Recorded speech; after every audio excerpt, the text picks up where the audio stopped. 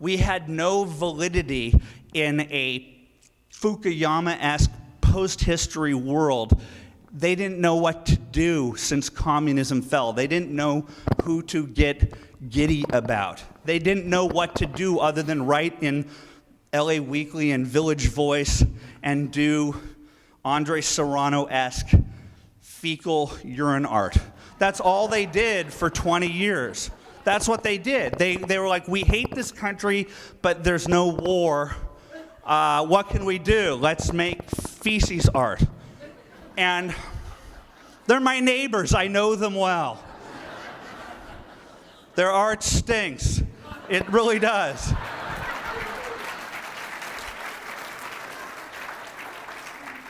And I went down to this anti-war rally, and I saw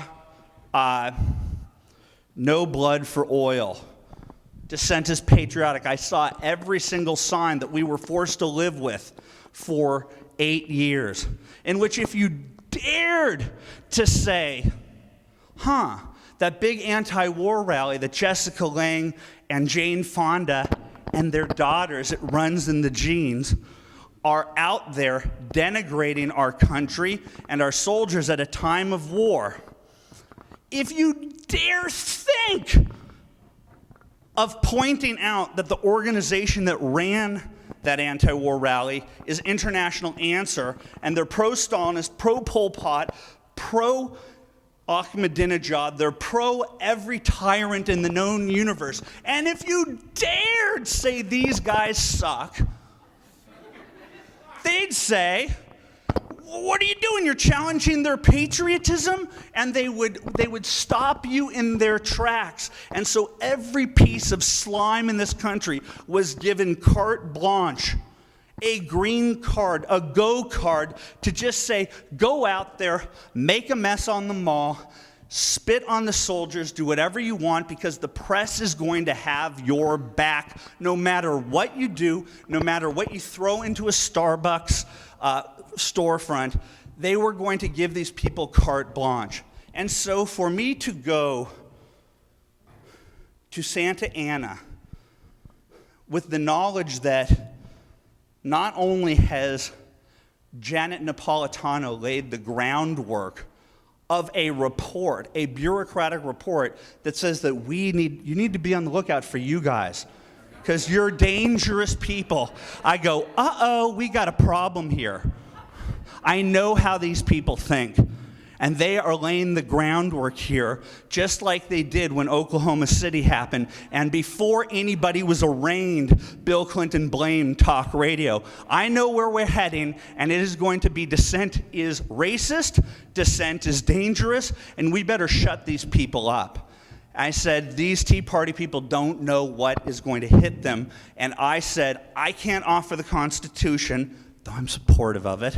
I can't go Milton Friedman on you, though he's totally worth YouTubing. You should Google Milton Friedman. It's totally fun. You should drink alone and Google Milton Friedman. Best night alone. Just give your wife or husband, tell them they need to go see The Expendables, and Google Milton Friedman and drink a six-pack. Best night ever. Okay. But I can't do that. All I can do is attack the media because they're evil and we need to destroy them.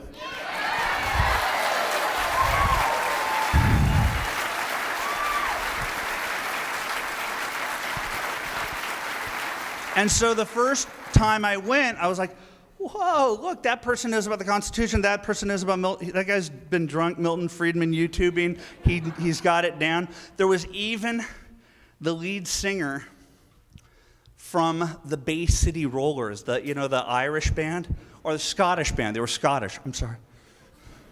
And the guy, Saturday, night, and I talked to him, and he's Scottish, and he just became an American citizen. He went through the legal route. And he just talked like de Tocqueville, but with an even funnier accent. And he got it. He got it. He totally got what this was about. And I got up there, and I said, I just saw a lady with the name Contessa on MSNBC say that the people who disagree with Barack Obama are racist, and had an hour-long discussion about this, and that they're dangerous, and because they're carrying guns to rallies. And so this dangerous racist element represented by one X-Acto-knifed individual without a head.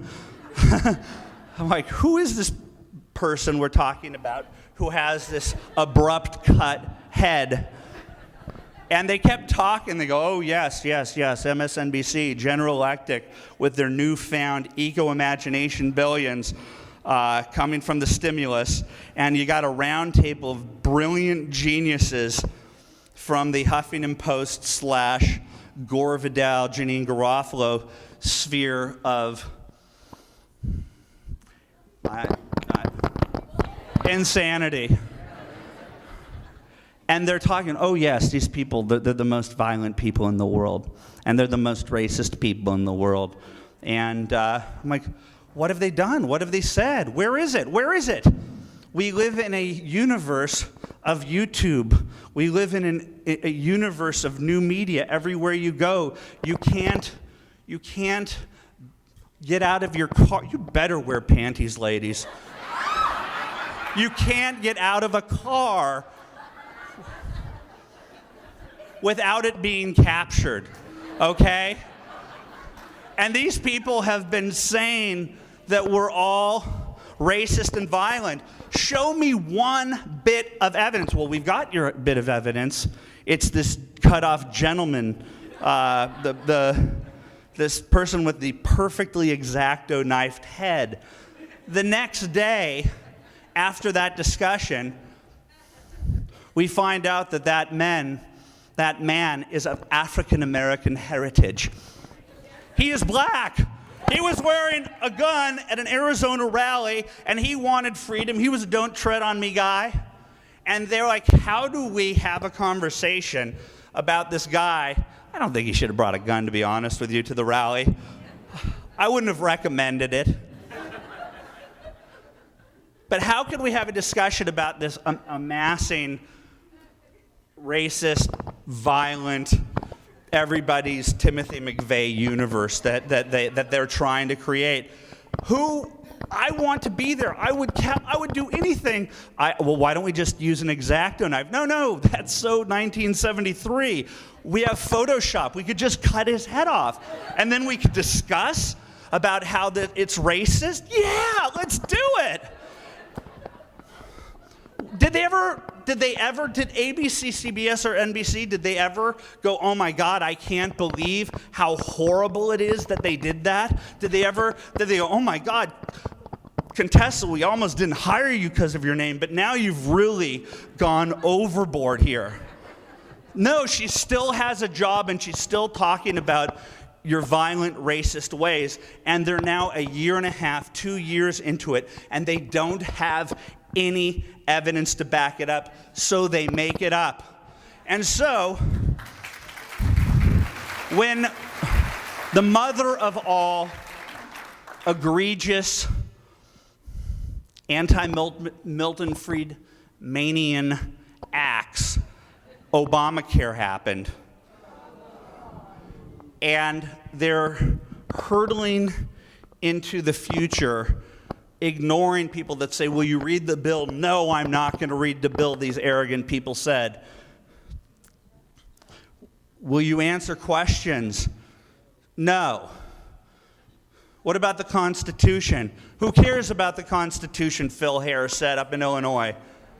The arrogance could not have been worse. They're hurtling into oblivion at a record rate, and the American people are going, oh my God, who are these crazy people? Even independents started to get it. But who are these crazy people who project upon the salt of the earth all of their sins? Who are these freaks?